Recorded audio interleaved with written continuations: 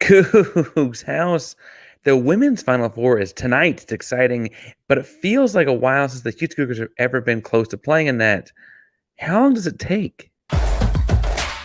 You are Locked On Cougs, your daily podcast on the Houston Cougars, part of the Locked On Podcast Network, your team every day.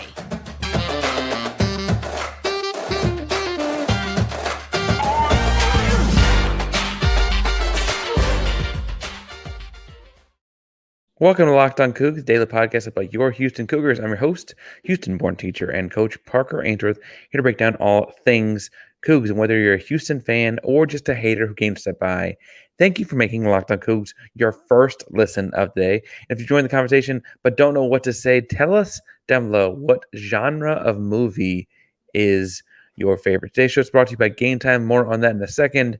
But we're going to talk about the ladies' side of basketball a little bit today. Honestly, a lot of this stems from questions about the coaching. So we're going to have some segment today talking about other potential coaches and what that process could and should look like for a Big 12 program. We're going to look at the roster itself and the turnover that's kind of leading people to believe that or to look at that and to kind of see like what is the end game here. But first and foremost, we got to make sure we talk some about how we got to the spot that we're in. What's the state of the program like? What do things look like? Now, I should say, in a big picture sense, I mentioned the Final Four for the women's side of things is Friday night. And women's college basketball is growing exponentially, right? This is not just me talking because I like basketball. This is not just anecdotal things on your favorite sports network, et cetera, et cetera. It is growing rapidly.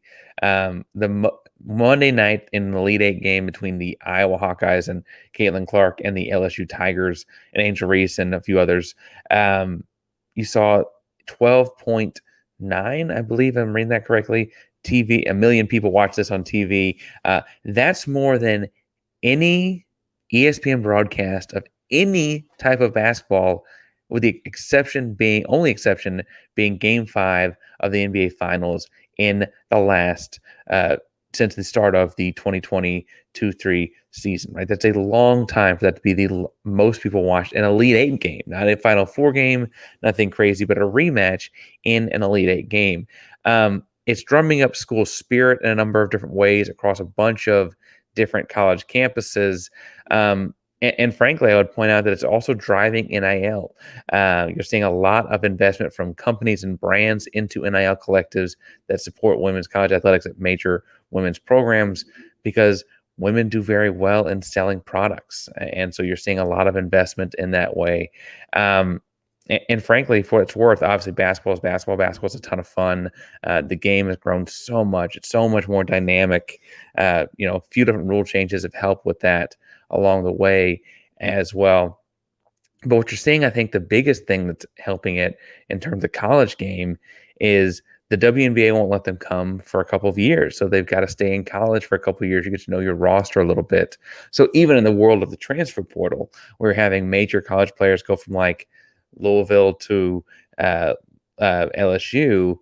You are seeing names that are familiar, faces that are familiar, rivalries of the same players at the same programs. In a way, the men's side, Houston hasn't had this problem necessarily, but across the nation is kind of lacking, right?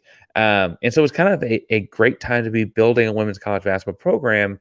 And it feels like, as we look at the state of this program, that we're not really doing that.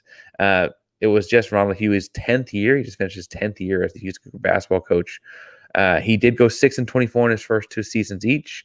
And so you could argue that him going 14-17 this past season is some sort of an improvement still on that, especially when you factor in the Big 12 bump of sorts. But across his 10 years, the Houston Cougar Women program is 135-170.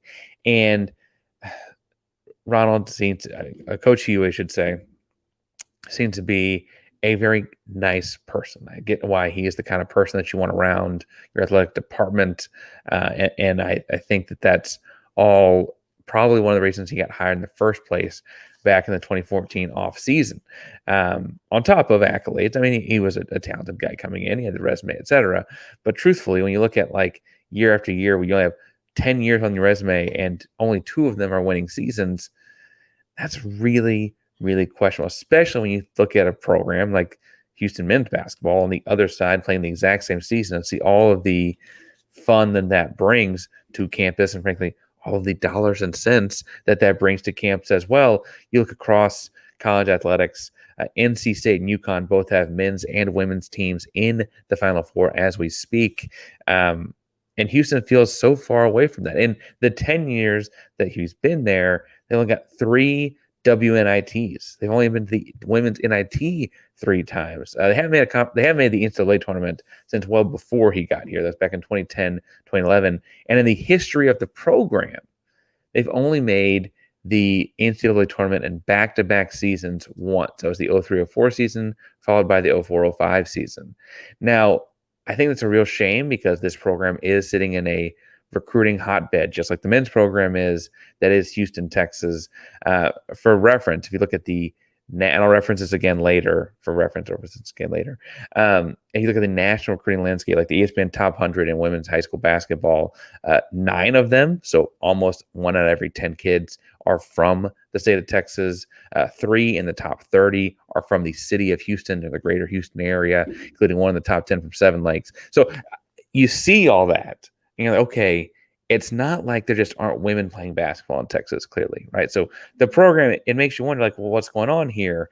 I think that in the wake of the offseason starting early for Houston, is that a nice way to say that? Coach Hughey said something to the effect of the jump to the Big 12 was 10 times more than we thought it would be. And he talked some in the extensive post-game interview, whatever that was after their final game, about how, like, you think of the way you play in the AAC and you can, like, kind of scheme out of some of the out-athleted things you might be dealing with, and you kind of get a couple good athletes to go to the Big 12. You think you can do that all over again, and it's even harder to do that because the athlete of the Big 12 is so great and all those things. And that's fine. That's probably true. When we watch Big 12 women's basketball, it's very good. There are some very good basketball programs, Baylor, Texas, et cetera, right? Oklahoma, whatever, right? But when you look at what he's got as issues, the window or the gap or the whatever between him and, like, NCAA tournament competitive feels even bigger than that, right? It's not just need a few more athletes. There's other problematic things with this roster. And I think it's interesting that you look at 10 years in this program, you're thinking, man, they haven't made an NCAA tournament since 2011. Like, what's the deal here? Is it just apathetic? And in his own words last year, after getting to the American Athletic Conference championship game, kind of a fun run to follow, frankly. We're following here in Locked On Cougs, kind of a Cinderella story, trying to get into the tournament to get there, ultimately lose to East Carolina in the conference championship game, after just kind of running out of steam over the course of a tough tournament. Hughey said that it's time for the program to set its standard at the NCAA tournament, which is big. It was a big statement for Coach, considering they hadn't made it in his tenure here and hadn't made it in a couple years before he even got there. But those are also his words, and Houston has not done that. Houston has not come particularly close to that. You could argue that the what season was it? It was the COVID season where there's COVID the whole time. So 2020, 2021. That season they went 17-8, right? Handful of games canceled because teams got sick, had to contact trace, kids could play, whatever. But 2020, 2021, they went 17-8. That's by far and away his best mark across any season. I guess not the most wins he had, I should say. In 2017-18, they went 20-12, but the win percentage is a little different there, right? And those are 2 winning seasons, fairly close together too. So, take that for what it's worth. I think that, win-loss record aside, I think the particularly more damning thing for him right now might actually be what's going on with his roster and the turnover that's having and the lack of people coming in, because he said himself that they need to bring more bodies in, more Big 12 bodies in. And I want to talk some about, like, what's going on with that in the second segment. But first, did you know that even if you have a 401k for retirement, you can still have an IRA? Robinhood has the only IRA that gives you a 3% boost on every dollar you contribute when you subscribe to Robinhood Gold. But get this, now through April 30th, Robinhood is even boosting every single dollar you transfer in from other retirement accounts with a 3% match. That's right, no cap on the 3% match. Robinhood Gold gets you the most for your retirement thanks to their IRA with 3% match. This offer is good through April 30th. Get started at robinhood.com/boost. Subscription fees apply. And now for some legal info, claim as Q1 2024 validated by Radius Global Market Research. Investing involves risk, including loss. Limitations apply to IRAs, 401ks. 3% match requires Robinhood Gold for 1 year from the day of the first 3% match. Must keep Robinhood IRA for 5 years. 3% match on transfers is subject to specific terms and conditions. Robinhood IRA is available to U.S. customers in good standing. Robinhood Financial LLC members, SIPC, is a registered broker dealer. All right, I said I want to talk some about the roster, and admittedly, seeing some of this roster news that Houston had prompted this episode. And frankly, as people come or don't come to Houston through the transfer portal, it may be worth bringing on guests in the future to talk more about exactly how this is shaking out. And frankly, if that's your bag, tell me down below. I want to make sure that we're giving people what they want as far as Houston Cougar content here. But in looking at the roster, okay, it looks like you're looking at anywhere between 5 and 9 of the 13 people on the roster last year leaving the program. You've got a handful of people that have entered the portal, and Amari Khan, Jaira Diarra, Cameron Jones, Aisha Thompson, Shalexis Aaron is declared for the WNBA draft. And I'm sorry, I should probably back up. Khan, Diawara, Jones, and Thompson are all declaring for the transfer portal. Shalexis Aaron's declaring for the WNBA draft. The question mark that you could also add on here, a handful of seniors, some of which have COVID eligibility. Are they coming back? Like Malia Johnson, Peyton McFarland, Kiera Merchant, Logan McNeil. The ultimate question on all of that is what happens with Laila Blair. Laila Blair was the only double-digit scorer. Frankly, made a lot of NIL money herself, kind of a popular college basketball figure on a program or in a program that frankly did not have a lot of wins. She was kind of like a cult classic favorite for people that really liked women's college basketball across the country. Laila, again, 15.9 points per game, the only double-digit scorer on the roster. She was officially a senior last year, but does have that year of eligibility left. And for what it's worth, everyone that was a senior last year is already listed on the website in the 2024-25 roster. So I think they're assuming some of them will opt to come back and spend that extra year, continue to work towards another degree or whatever, right? I do point out, though, that even with all those people back on the roster, the women's roster is just 8 players. There are only 8 players on the 2024-25 roster as it currently stands, given that you got 4 in the transfer portal and 1 heading to the WNBA draft, or at least has filed or declared for it. Now, I look at the roster, I'm like, okay, but wait a second. It's in Houston. We can pull some people in. Great high school basketball all over Houston, except you can't find women's high school basketball players that have declared they're coming to Houston. And so you're like, wait a second, what are we doing here? Admittedly, junior college and transfer portal folks are functioning a little bit later timeline, but right now you're losing 4 to 9 players and replacing them with question marks. Not like, I don't know how good this kid is, question marks. I mean, like, I don't know if I've got a person to suit up in that uniform, question marks. And that for a Big 12 Power 5 program is just unacceptable. Again, Hughey is a very nice person, and frankly, I'm sure that with the right athletes, he could coach up a basketball team. I don't mean to say that he can't run a good program if he has all the tools at his disposal.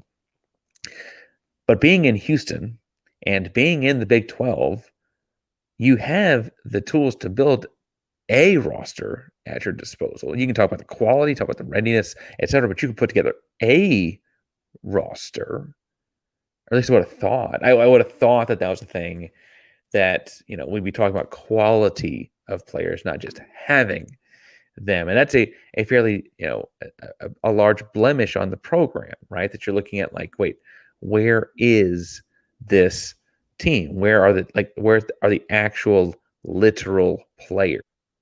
Now, I see how like winning and losing impacts recruiting. And frankly, on the men's side, we know that like Samson's got a program. The culture kind of helps recruit itself. People want to come, certain athletes, I should say, want to come be a part of it. And that helps kind of cycle that and snowball that in the right direction. And it would not be crazy to argue the opposite's happening in the other direction with the women's program, right? That losing begets losing in a weird way too. You got to find some way to restart it. And we'll talk in the third segment about some other potential coaches if they ever want to move in that direction. I don't think they are, but if they wanted to, right? Houston went 5-13 in the Big 12 last season. Perhaps alarming though is that their wins were over Brigham Young, new to the conference just like Houston was. Cincinnati, new to the conference just like Houston was. Central Florida, new to the conference just like Houston was. They had a win over TCU, who, with a slew of season-ending injuries, was pulling in kids from other Division I teams, like to quote-unquote walk onto the basketball team. And they beat Oklahoma State at Oklahoma State. That's the 5 wins in conference, folks. That's the whole kit and caboodle. You beat 3 other teams that are jumping into the conference this year.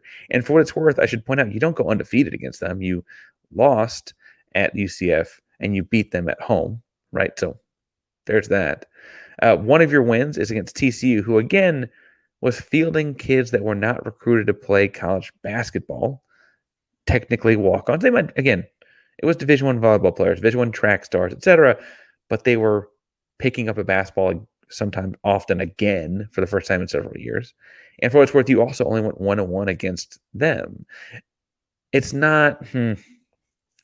I'm trying to find a way to be, because I don't want to question the efforts of the people involved, because I do think there was an uphill battle in getting into the Big 12 and playing women's basketball. I think that we're seeing, as we get into the spring sport and kind of get to the meat of the spring sport season, that truthfully, it is an uphill climb in each sport. Men's basketball is just very ready for it and kind of an exception to the rule across the board.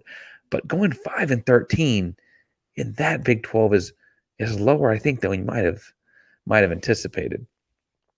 And for what it's worth, those 13 losses were not their only losses either. You can go to non-conference losses against Middle Tennessee, who's a good program. I know that's like not the biggest name. Middle Tennessee is a good women's program. Houston lost to them as well, right? Houston also lost at Washington State.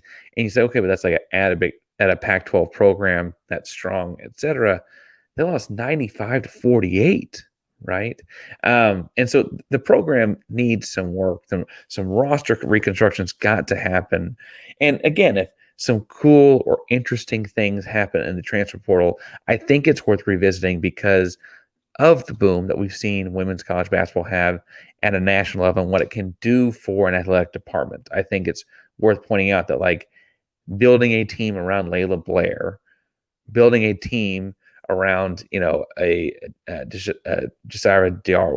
Diawara. I think that you could build these programs and rebuilding this program around a couple of key figures. You could actually help a lot of teams on campus. We've seen Houston support show up for like the volleyball team. We've seen Houston support show up for the softball team when things are rolling. When women's athletics are rolling on campus, it's not hard to get people out to support them. They kind of need to be winning, like anybody on campus. They need to be winning to have people show up, and that takes some intentionality in how we do things. I don't think Coach Hughey is going to get the can anytime soon, and I understand that might not be what some people want to hear. But I'll explain why, but also what the options might be if he were, in a second. But first, I want to talk about one of our favorite partners here at Locked On, and that is Game Time. Because Game Time does a great job. If you download their app and use code Locked On College, they give you $20 off of getting the best deals on tickets to anything you want to go to. They got tickets to concerts, theater, comedy, sports. You're trying to get something that's not on campus, not with the University of Houston, in and around the city. or if you're not a local or whatever, you can use Game Time, down the Game Time app, and go find tickets to any event wherever you are. It's all upfront pricing. You see exactly what you're going to pay. They guarantee the lowest price. If you show something in the same row and section with a similar, I guess the arena would be a little different for certain things, but similar view, and it's noticeably, it's lower in price. They'll give you 110% of the difference back. If you go to their website or use the app itself and say, I want to sit in roughly this section and roughly this row, and let them do the rest of the work for you, you can get an average of 18% savings, all kinds of really cool stuff in this app. So make sure to go get tickets to your next fun event using the Game Time app. Use code LOCKED ON for college for $20 off first purchase. Again, terms apply. Again, create an account and redeem code LOCKED ON college, LOCKED ONCOLLEGE for $20 off. Download Game Time today. Last minute tickets, lowest prices, guaranteed. All right, so I should open this segment in which I want to talk about other coaching options by admitting I don't think Houston's moving on from Coach Hughey. Right now, Coach Hughey has been here 10 years, and Houston's not been great in those 10 years. I don't think I'm spilling anyone's glass of milk to cry over with that, right? But I do think that with basically one exception, it seems like coaches are going to get about a 2-year window in the Big 12 here to kind of see what the Big 12 is like, make adjustments, implement those adjustments, and move forward, right? And for what it's worth, I think Pesman catches heat incorrectly in a lot of ways. I don't actually hate that strategy, right? He's like, okay, we know what the Big 12 is on paper, but let's get in it and see for a year and show me improvement in year 2. So there's a world here where Houston's improved by year 2 or whatever. I think that's, with the exception of one particular football coach, I think that's really what the thought process is, and so many coaches can stay on campus with fairly poor win-loss records, right? Because you see women's volleyball adjusted very well, men's basketball adjusted very well. I'd argue track is doing a pretty good job of showing up and showing out. Baseball started strong, softball started strong, right? But they're also going to get a chance to see this season play out, reassess, grow the program next year, right? And even though Hughey's been here 10 years, that's probably what he's going to get as well. But if he can't get a roster of 10 or more healthy kids to play next season, you might have to start looking at other options, right? And that, fair or unfair, you gotta have a roster, right? And what I did is I looked through a handful of assistants at giant programs, and I tried to find some reason to think, okay, could this assistant be at Houston? So I looked at South Carolina. South Carolina's lost 3 games in 4 years, something crazy, right? Great, tremendous run that Dawn Staley's got there. And she's got 2 assistants that I think are worth looking into. Jolette Law has been an assistant at South Carolina since 2017. It's listed as the head assistant there right now.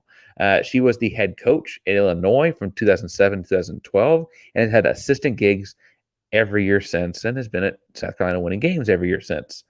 I think it stands to reason that she may want to be a head coach at a Power 5 program. I think it'd be fairly enticing to come to Houston and get to build it somewhat from scratch. You can convince Laila Blair to come back. Suddenly you've got a kid to build a program around. I think Jolette Law would be a great person to look into a little bit further. Winston Gandy on the same staff. Got to South Carolina this year, but has spent 4 years at Rice. Earlier in his coaching career, he already recruits Texas for the programs he's been at. He understands Houston, having been at Rice, obviously. He's been around Dawn Staley and the winning of that program a little bit less than Jolette Law. But Coach Gandy, I think, would also, bring some of that same Houston vibe that Law wouldn't bring. So I would look at the same staff and say, okay, would he be interested in coming to talk to you about being the head of a program? That's a couple people from South Carolina. I think that's obviously the kind of program you want to build, being a powerhouse that it is, frankly, kind of grown into in the last 7-8-ish years, right? I mean, that's, if you can tell me that 10 years from now Houston's going to be only losing 3 games in 4 years, I think we'd take hiring whoever cost right now, right? I look around as well and I see at UT Austin, the same way that Coach Gandy at South Carolina recruits Texas. Okay, that person at UT Austin. They've been a one-seed tournament a couple years in a row now, if I'm not mistaken. You understand that they recruit Texas very well. UT Austin has a woman by the name of Elena Lovato, who actually was an assistant at U of H back in 08-09. She coached at a handful of junior colleges, both as a head coach and an assistant coach. She's familiar with recruiting the state of Texas. She's familiar with the Big 12. She's familiar with, she spent a year at the University of Houston. She's been, again, head coach at the JUCO level some. I think that it's time to ask, as the head assistant at UT, like she's got to show some kind of inclination that she wants to get to that next chair. Does she want to come do it at Houston, right? Continue to dominate the Big 12, just do it in red and white this time, right? I think that that's something worth asking.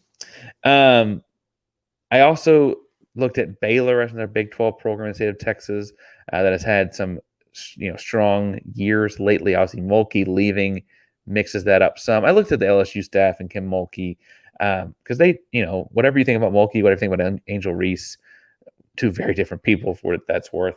They do have a strong program, and so I look at the coaching staff. They didn't even what stuck out to me as like, oh, I could talk myself into why that person would take the Houston job, right?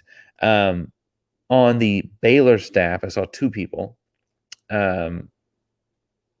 First, I should point out that both of them, I guess, were there when the staffs changed over from Mulkey to the new staff. We remember, I kind of like the staff this year, the women's coach there. When Mulkey said something, dropped a little bit of trash talk or something about that in a Washington Post article. They were very quick to push back on that. The coach I think could come to Houston was Tony Green. He was an assistant coach at Texas Southern, Houston area, Houston across the street, but he's recruited the Houston area as a guy at Texas Southern from 2012 to 15. He's been at Baylor since 2021. He was at Langston for a long time as an assistant coach, been coaching for a long, long time, right? And so I think he's familiar with Texas, familiar with Houston, looking to get maybe that head coaching job in the Big 12, having been at Baylor for a couple of years now, right? I think that's a fairly natural jump. Similarly, Tari Cummings, she's been an assistant coach at Baylor since 2021 as well. She was a head coach at Arkansas's Fort Smith, that I believe is a D2 program, again in Arkansas. And she was an assistant coach and recruiting coordinator at Houston from 09 to 11. So she's at least got some familiarity with how to recruit Houston, if nothing else. Things I'm seeing here, people that have demonstrated they have coached the Power 5 and they want to get back, and they have their feet wet in some of these more successful programs, right? Or people that are in these successful programs have some sort of a tie to the city or the University of Houston, right? That's kind of what I got my eye on out there. I don't know that Houston makes this move right now. I don't know that Houston does it, but I would be keeping an eye out to see what's available should they.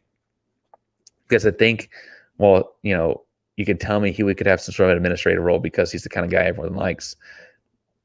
I think it bears mentioning that this team needs to do better. And I think, much like we said, the football team's got to do better. And then they gave that program's head the axe and brought in someone new we're excited about. Why can't they do that with this one as well? Now, if you think I'm crazy, if you think I'm silly, if you think I'm talking about the wrong things, tell me in the comments down below. Next week, we get ready for the spring football game that is actually happening on Saturday, April 13th. So make sure you would subscribe, like, and comment on videos. Let us know that you are here. We're going to be getting ready for that all week next week, unless big hoops news or something like that drops. So make sure you tune into Locked On Cougs each and every day as we get ready for the spring football game on April 13th. Locked On Cougs is a primary Locked On podcast. It's your team, our Houston Cougars, every day. Go Cougs.